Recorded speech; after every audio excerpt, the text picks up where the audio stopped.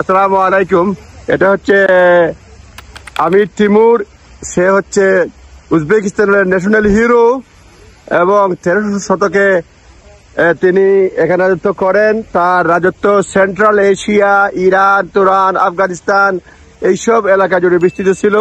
মুসলিম শাসক হিসাবে তিনি কনকেয়ার করেন, রাজত্ব করেন এবং তাকে এখনো উজবেকিস্তানের ন্যাশনাল হিরো হিসেবে কল্পনা করা হয়।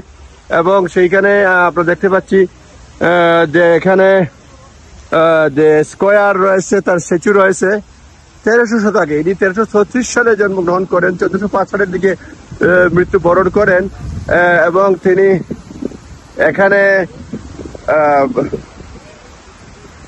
রাজত্ব করেন দীর্ঘদিন যাবৎ। এখন পর্যন্ত তিনি জাতীয় হিরো হিসেবে পরিগণিত। এই দেখেন সমরকন্দ, এটা সমরকন্দ